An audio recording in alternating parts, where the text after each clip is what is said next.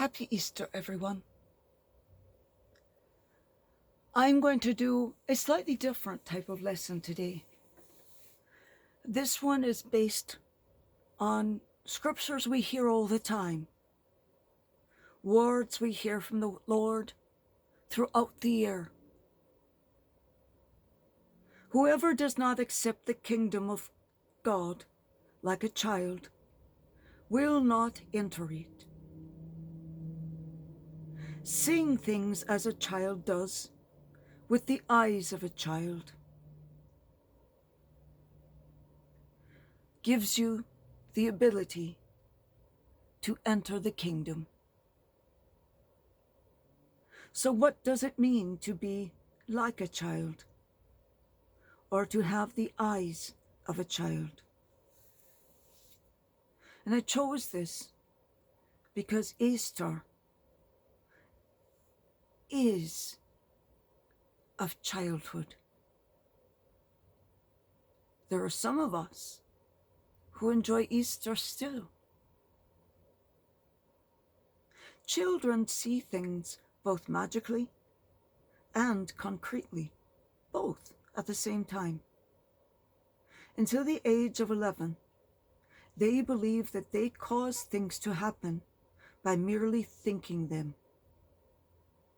This magical thinking is why children are so often confused by and then scared of the death of a close friend or beloved relative, sibling, parent, or even a close aunt, uncle, or cousin that are around frequently. These young ones will scream in anger, "I hate you! I wish you were dead!" and then run away home. 15 minutes later, having forgotten about the offense that was so great.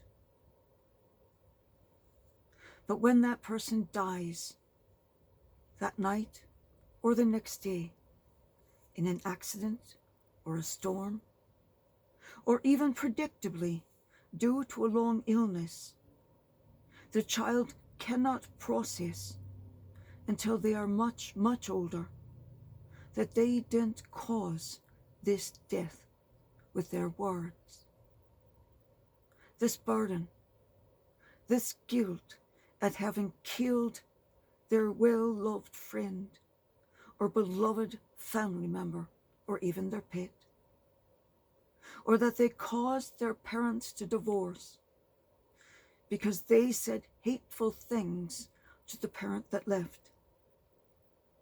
This horror, this terrible, terrible sadness, the perceived sin these children believe they carry and are too ashamed to ever confess to another. So low they believe themselves to be that even God doesn't love them. This is one of the reasons they start turning to drugs and alcohol to quiet or silence the accusing voices they hear from the grave. These children never are able to fully understand. They didn't ever have that kind of power. Ever. Because once they start using the drugs or alcohol, they arrest their development. The magical thinking continues, regardless of their age.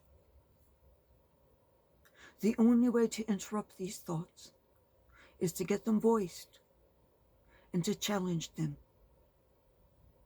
If the child believes in God, she or he will believe that even God cannot love them, someone like him or her. This magical thinking, causing death, can hold on to create serious mental illness. And children do develop serious mental illness. Onset at the age of 15 is very common. For major depression, bipolar disorder, and full-blown schizophrenia, first onset, first psychotic episode at 17 to 21 is actually the most common. And that is due to the dual level of personality, what they're showing the world and what they've got going on in their head.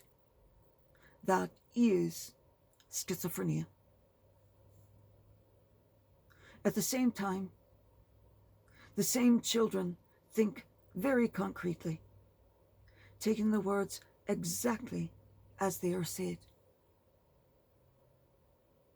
So a normal child will be hearing Christ saying of the kingdom above. So children will climb trees, get on roofs, go in the attic to look out the very, very high window, wish to visit every tall building in every city, even become pilots and astronauts, so they can see this kingdom above. Every time the child doesn't find this kingdom that Christ speaks of, they look around and realize, oh, that up there is higher. He must be able to see it from there. When first they see airplanes overhead, and those of us who live in cities can't imagine this, but there are many places within most countries of the world where the inhabitants have never, ever seen a plane fly over them.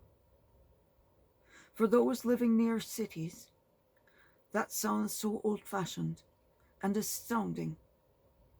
But there are more places, even in the United States, that have never had a plane fly over them than that do have flyovers.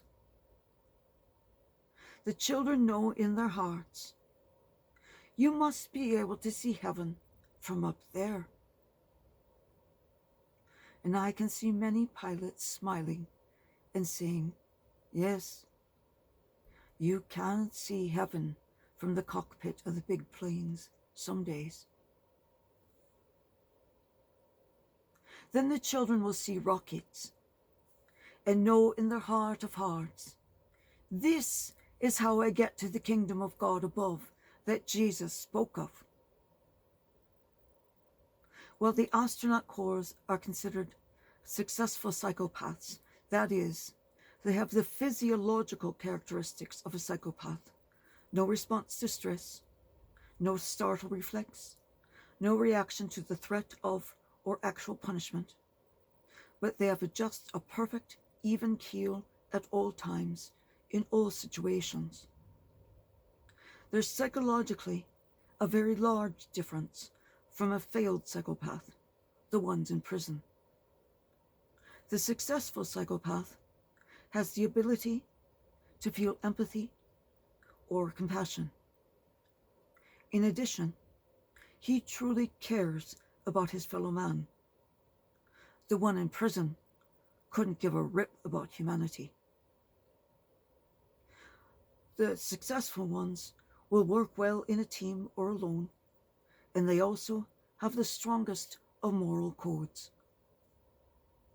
Of all the original Mercury and Apollo astronauts and candidates, all but 2 were Christian, but all admitted they believed in God and that they hoped, when they first dreamed of becoming spacemen, that they would be able to see the kingdom of heaven from space. The subsequent astronaut corps, including current, 100% believed in a God figure, though all religions were represented.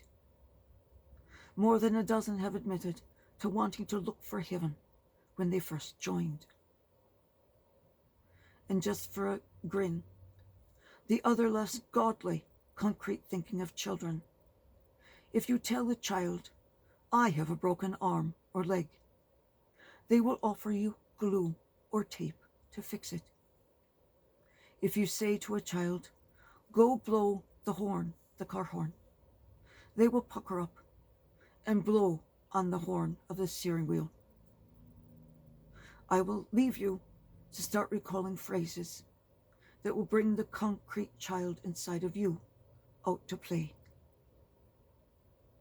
The duality of thought is why Jesus and God so love these wee special creatures.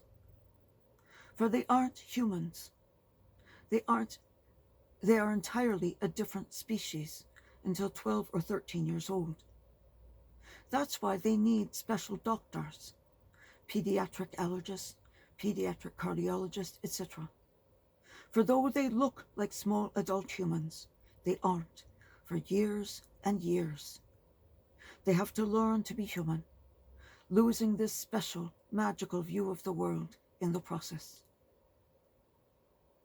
May the Lord help you this Easter to find within yourself a piece of this special perspective of the world from childhood, this concrete view of the world, this precious joy hiding inside of you this day.